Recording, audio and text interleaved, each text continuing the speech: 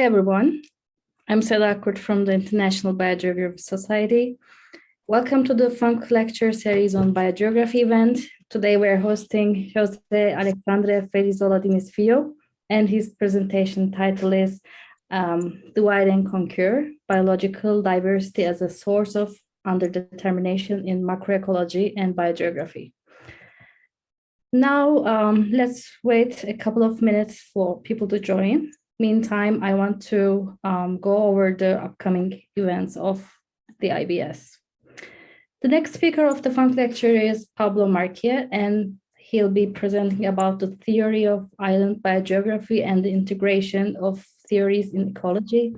Also, the next biennial conference, as you know well, is in Prague, and we have some latest news about it. So don't forget the check on the Society's March newsletter. That will be sent next week. After the talk, we will have 20 minutes Q&A session. You can raise your hand to ask your questions or type in chat during or after the talk. So now let's talk a little bit more, and then David will introduce Jose, and we will start the session. Thanks, Seda, and welcome to everyone for being here today. Thanks also to our speaker, Professor José Filho, for being part of the Big Funk seminar series. It's an honor for me to introduce today's speaker. Professor Diniz Filho is maybe one of the most well-known and influential macroecologists over the last 20 years. And he's a full professor at the Federal University of Goiás in Brazil. He has been also author of hundreds of papers and editor in the most prestigious journals, including Global Ecology and Biodiversity and Ecography, and also Brazilian journals like Instrumentalism and comparative. He's also a member of the Linnean Society in London. And one person that has been leading macroecological research in different aspects. Also, of course, a professor and teacher at the university, and a leader, and a trainer, and a master of a new generation of macroecologists, not only in Brazil, but in many other places. So, Alexander, it's a great pleasure to have you here today. It's an honor for us. Many thanks, and the stage is yours. Okay, let me share my screen. Just a second here.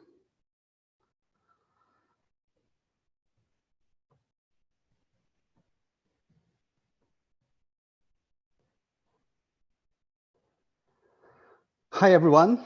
Do you hear me well? Yes. Okay. Well, first of all, thank you, Pilar Seda, for inviting me for this meeting, this seminar, and thanks to David for the nice words.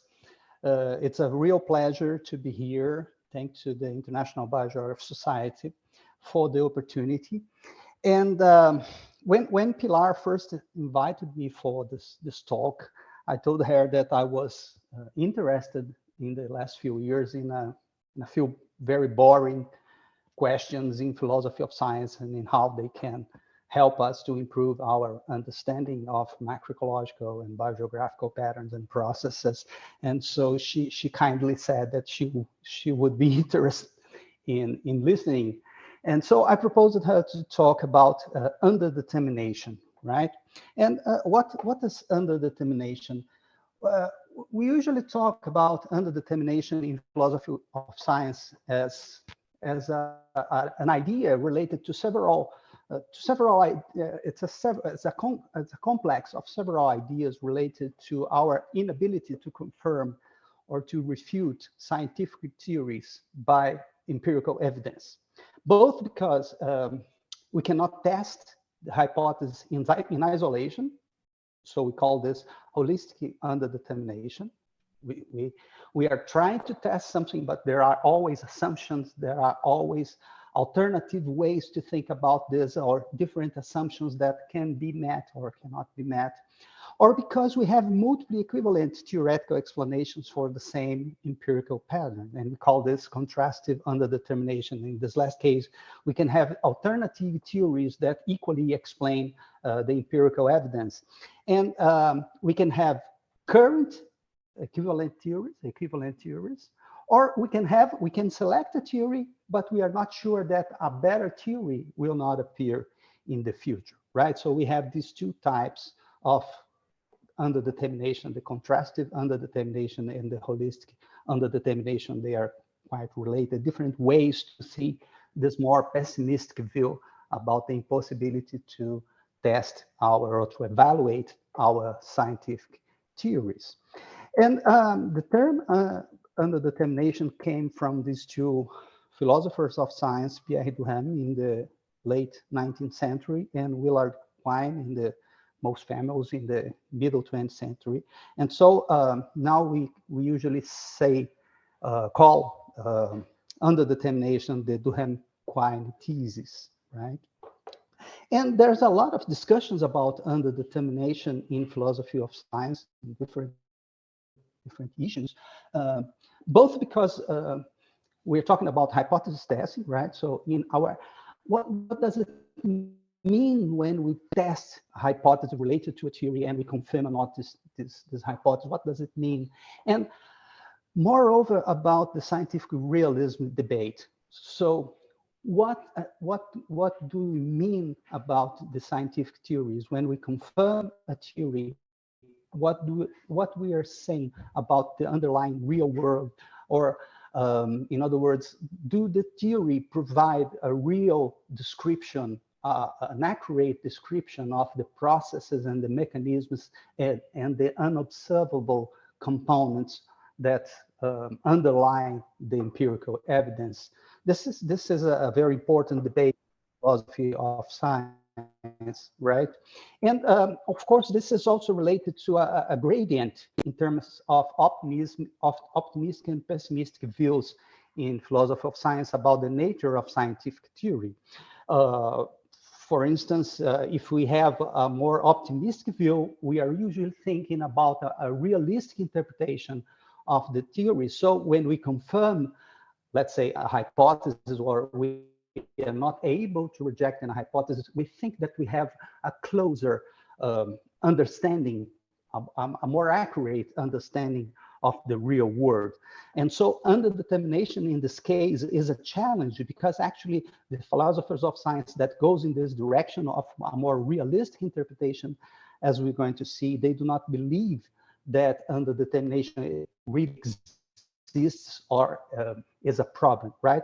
On the other hand, a more pessimistic view say that, okay, we have underdetermination, and if so, we are not able to really evaluate our scientific theories, or at least evaluation of scientific theories are not necessarily related or entirely related to evidence, and they are selected for other issues, and they are more used as an instrument to do predictions, right? So this is the gradient we have in realism versus instrumentalism related to Duhem-Quine thesis. Well, at this point, you must be asking, what the hell is this guy talking about? But in fact, we talk about underdetermination all the time in macroecology and biogeography, right? We are usually talking about pattern and process in macroecology and biogeography. And our ideas is always to have a pattern, we find a pattern, and we try to understand that pattern by explaining that pattern. Of course, there are some differences in the way we can explain or understand this pattern. But in general, we are usually thinking a more realistic interpretation, right? And we talk about underdetermination all the time because, for example, we usually say that, for example, correlation does not imply causation, right? We usually say that we have many non-mutually exclusive explanations for the pattern, right? So what does it mean? We have different effects of scale or the patterns apply to a taxa, but not to another. Anyway, so we're talking about underdetermination all the time in macroecology.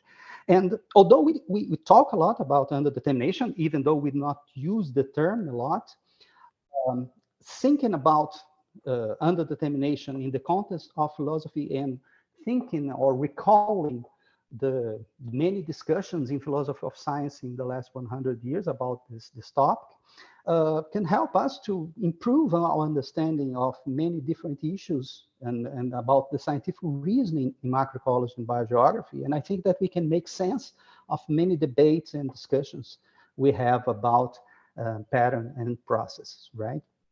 And it's also interesting to think that in a more, let's say, modern idea in philosophy of science, many of the discussions can actually be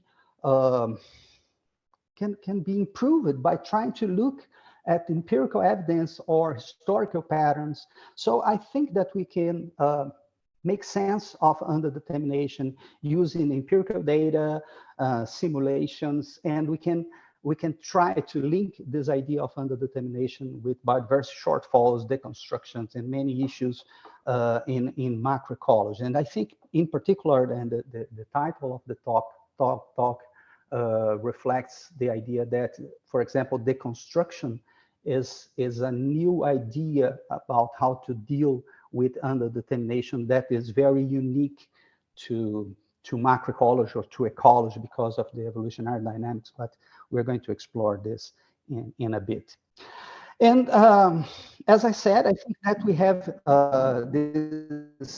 this issue on macroecology of underdetermination in macroecology all the time. Any pattern that we see, species abundance distribution, the relationship between body mass, range size, abundance, the species area relationship, the latitudinal diversity gradient. We always say that we have this pattern, but we can explain this pattern by different mechanisms and different processes, right? Let's focus here on the latitudinal diversity gradients. We know that we have many different hypotheses or explanations for this pattern developed since the early 19th century. And you can see here in the screen just a few of these connections. And the idea of underdetermination that I mentioned before is exactly that each of these multiple alternatives, multiple connections between all these factors or these state variables here that can be measured in the real world and to produce many different pathways, causal pathways driving the observed pattern, they all can provide equivalent richness patterns. So say that they all can explain the latitudinal diversity gradients, and our idea is always to try to disentangle all these possibilities, right? So we have this theoretical idea of which processes and which mechanisms can drive the pattern. We can build models based on these, trying to link this theoretical reasoning with empirical variables, and then we can make sense of the richness pattern. But we always recognize that this is one of the possibilities, right? So that's underdetermination, right? We can go, for example, first to the classical curve fitting problem. We have richness and we have, let's say, temperature of productivity. And these variables are actually surrogates of the processes and the mechanisms that we are thinking about, right?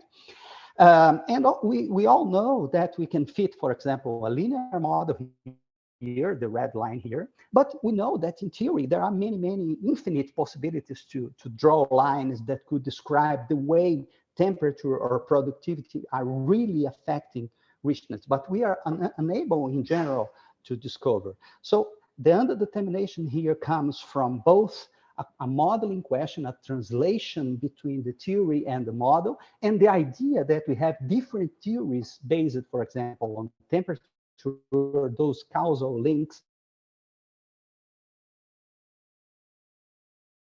in temperature, underlying temperature, right? So underdetermination is very clear and very, it's very common to exemplify the underdetermination issue based on exploratory or inductive reasoning, for example, in terms of classical curve fitting problem. However, underdetermination also appears, for example, in more, let's say, theory-oriented or theory-developed models.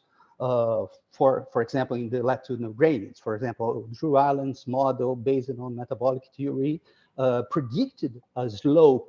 We have the theory and we have an interpretative model derived from this theory, and we predict a particular slope here. And in this case, if we find empirical support for this slope, okay, the relationship between temperature and richness and temperature matches the observed one in the empirical data, matches the theoretical expectations, right? So in this case, we're usually very happy, and we tend to have a very realistic interpretation that we say that we found the real interpretation of the real mechanisms behind the latitudinal gradients, right? But even if we have this in this more theory-oriented approach, we can have different alternatives, okay? And because we can build different models based on the theory to achieve the same pattern. So we have the two components of the theory there, right? We can translate the overall, the very general metabolic theory into different models. And there's, of course, a discussion about if they are different theories or they are equivalent theories. But in fact, what we have are different mechanisms, different ways by which, let's say, temperature can affect diversity patterns, both by population dynamics, speciation, and speciation extinction dynamics, and many different processes. So we have a clear case of contrastive underdetermination, right? On the other hand, there are other evidence that state that we do not have underdetermination. For example, this recent paper by Elisha Bodalkaba proposed that we have, let's say, an universality in biodiversity patterns. So they found, for example, that most of the variation in richness patterns can be better explained by productivity than by temperature. So we can distinguish between the alternative explanations, or at least the empirical components of these explanations, although, of course, the remaining unobservable component of how productivity drives richness remain underdetermined. But anyway, we can select between some of those sets of explanations. And here, although we have, let's say, some variation in the correlations in the R square, most of this variation in the coefficients can be explained by sample sizes, right? And we have a very stormy day here, sorry for the noise, I don't know if you're here. Anyway, we have indeed, if we get, for example, amphibian geographic range, we have more than 7,000 species. And if we do some kind of bootstrapping of species richness, we get random combinations of species with different sample sizes. And we related each of these combinations generating richness with, let's say, AET, productivity. You can see the figure here that when we have more, let's say, than 2,000 species, we always have a relatively high correlation between productivity and species richness. So in this particular situation, we are saying that at least in the empirical component, we do not have lots of underdetermination. At least we can say that productivity explains, it's the best explanations we have for the diversity gradients. But of course, we do not know the mechanisms, and we do not know if there will be another explanations underlying the relationship between productivity and richness. We have this empirical, observable and non-observable components here of the underdetermination. And this goes to, is related also, we can relate this idea with all the discussions about biodiversity shortfalls. For example, what we can do if we have more information, more species that we do not know, if this is okay, and if we do not have this kind of underdetermination in the, let's say, in the model component, we can say that we are more or less protected against new data coming and disturbing, let's say, the patterns. But the most important issue here about this relationship is that we can then go to the idea that perhaps there's no contrastive underdetermination, let's say, for the latitudinal diversity gradients. At least we can try to find some of the, to delimit some of these pathways and decide that these are the best way to explain. If we are able to select one or other of the explanations, so we are minimizing the role of underdetermination, even if we have these alternative, equivalent alternative theoretical explanations, perhaps we can provide unique predictions for each theory, right? So we do this all the time, or we try to do this all the time, right? We have different possibilities, and we try to have alternative, unique predictions in different patterns or in auxiliary patterns, in addition to our main pattern, let's say latitudinal diversity gradients, and we try to attribute a different likelihood for each of these explanations. This is a very optimistic position, right? So we are saying that our knowledge is improving. We are getting, let's say, closer to the true, right? Quotes, closer to the truth. And what we are saying actually is that our underdetermination is transitory. It's not a permanent thing. We do not know yet, right? So this is a very optimistic position in philosophy of science.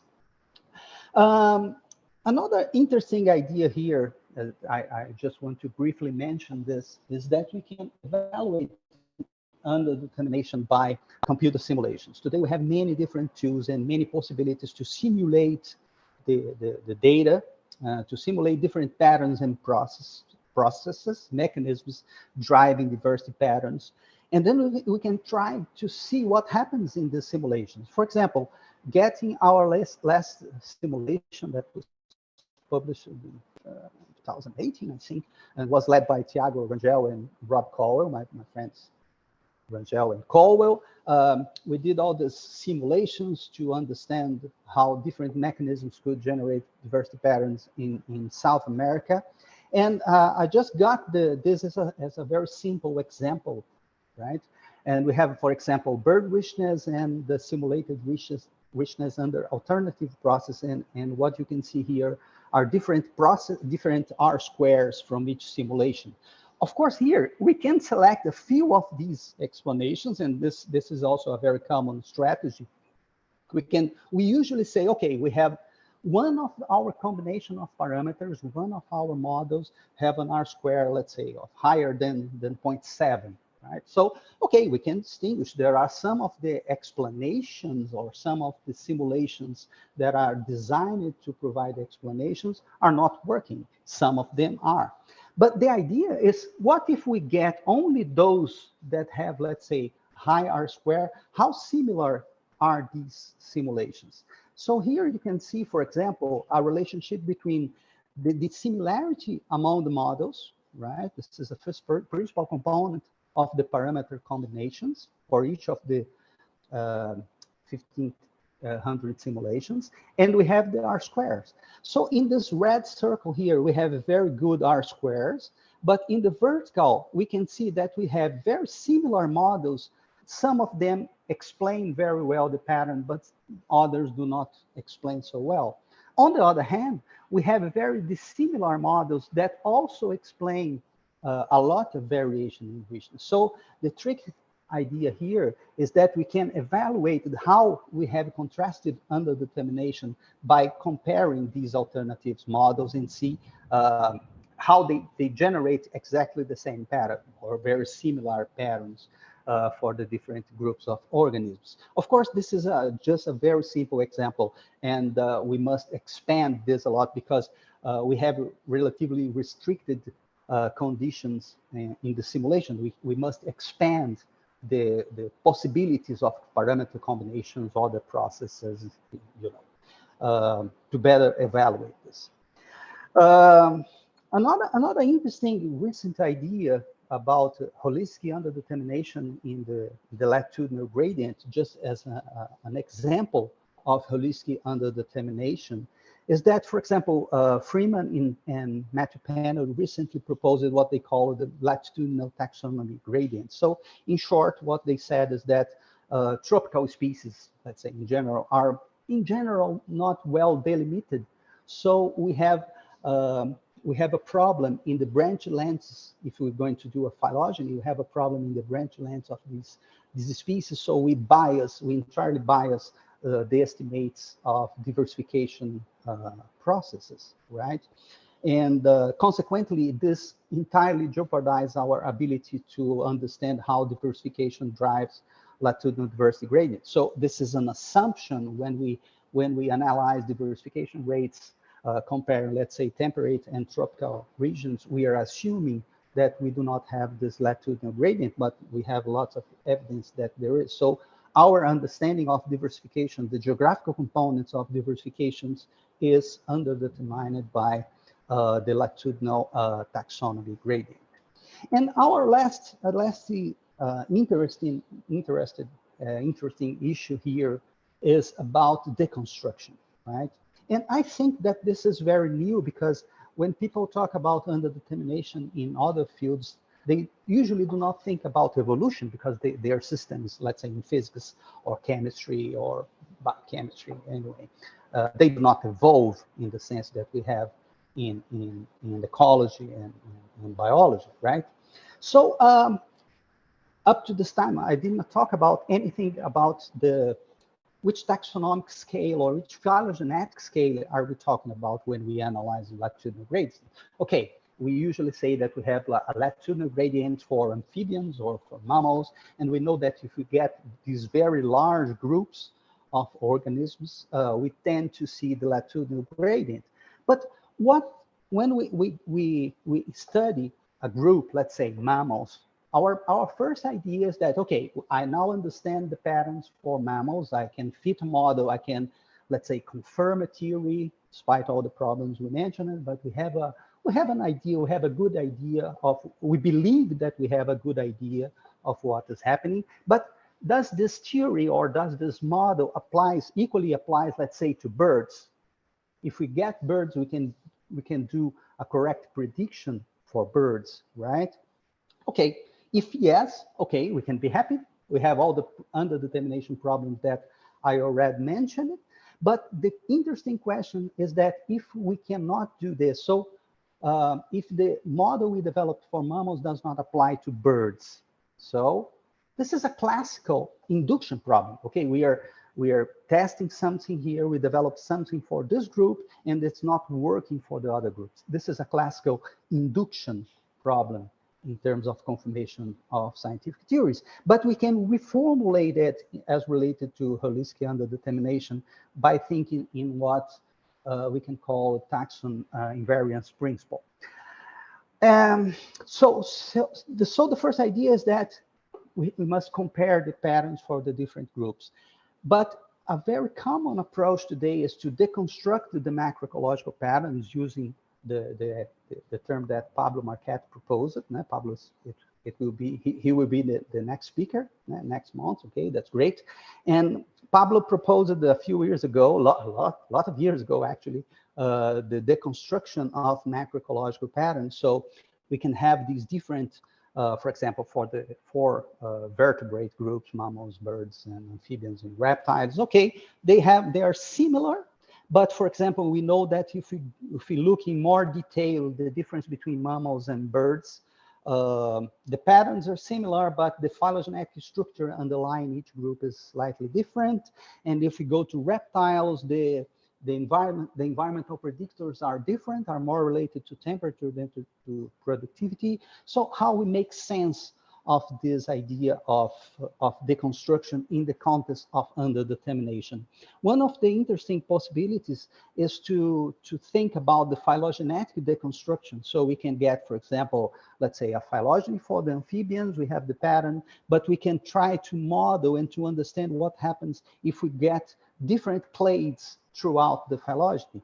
And for example, if we're going to relate this to AT, to productivity, we have this relationship here, right? So we can explain the differences between the model fit, the correlation between, actually this is an R square, sorry. We can make sense of the difference between the R squares by considering, for example, sample size or as you can see here, clade age, right? So we have an effect of phylogenetic scale in our data. So the underdetermination appears here because when we think about, let's say, general or fundamental explanations, we have this concept of taxon invariant, also by David Stork. But is this idea of taxon invariance plausible? What we can do about all the morphological, life history, physiological, behavioral traits that can affect range size and range overlap, and so create the diverse patterns. And in the context of underdetermination, the main issue is that when we have one theory, right, when one theoretical explanation and the explanation it fails because it's wrong or because we missed the taxon specific diversification component, right? We are violating the taxon invariance principle, but we also missed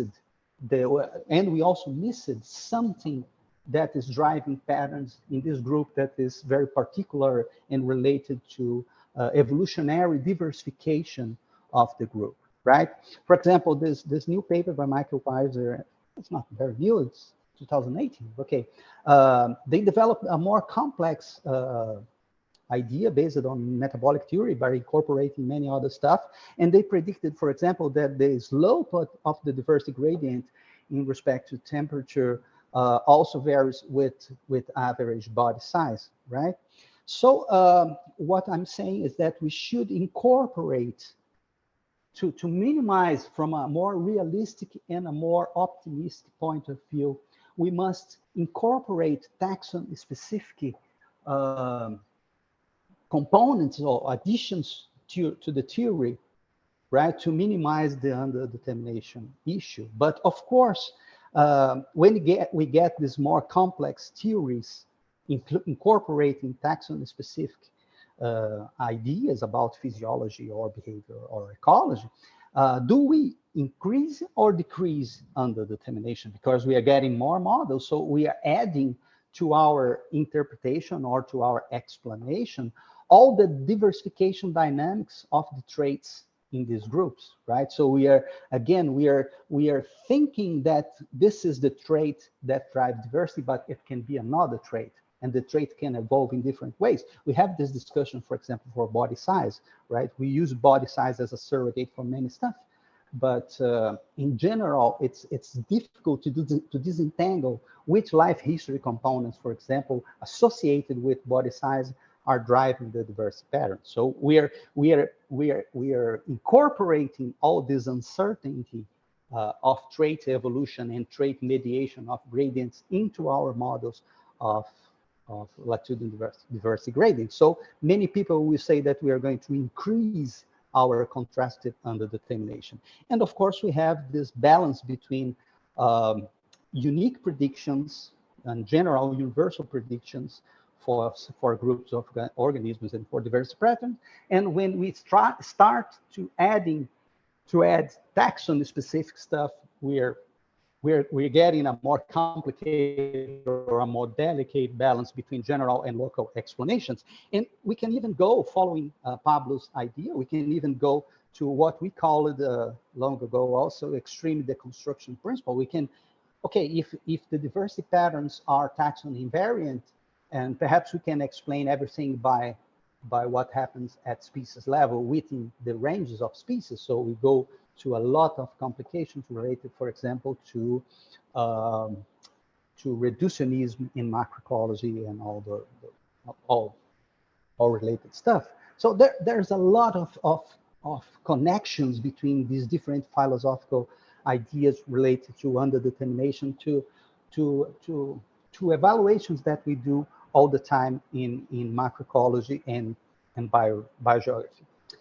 So that's it. I think I have some taking home messages about, and I think that the main issue that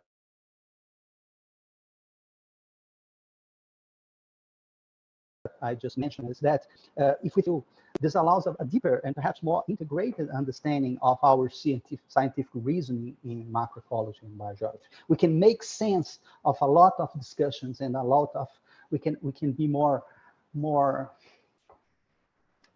satisfied about, more clear about what we are really finding in real world and how can we interpret these patterns and the processes, right? We have all these different sources of underdetermination, and I think that we can explore more formally, right? I just gave some ideas here, but I think that we can go deeper and to explore, to have a better exploration about underdetermination, both using empirical patterns and computer simulations. And the new thing is that I think that diversification may be an important new source of underdetermination that is unique to ecology and evolution, and that the other way around, we can contribute perhaps to the discussion in the philosophy of science about underdetermination. And of course, I think, at least today, I'm more optimistic about the idea of underdetermination. So I think that most of these underdeterminations is transitory, right? So we are improving. If we think, for example, let's say 20 or 25 years ago, when I started studying macroecology and diversity gradients and all this stuff, I think, I have a feeling, right, that we have a much better knowledge, and I think that we are close to really understanding how diversification dynamics generates the diversity patterns. But this is of course, all this is a metaphysical idea of satisfaction of, and that we are able to understand what is going on, right? So this is an optimistic view. I would like to finish this talk with this more optimistic view and not a negative view saying that we cannot interpret, do any interpretation of theoretical ideas because of Duhem-Quine thesis. Well, thank you very much. I discussed these issues with many colleagues, with Brad Hawkins, Tiago Rangel, Luis Mauricio Bini, and more specifically, I have been discussing all these deconstruction ideas in terms of underdetermination with my colleague Levi Karina Terribli and with Marco Tullio, that's now as a postdoc in Switzerland. So thank you very much for your attention. I hope you enjoyed the idea. It's just an idea, and I think that we have many issues to explore and many issues to keep going in the discussion. Thank you.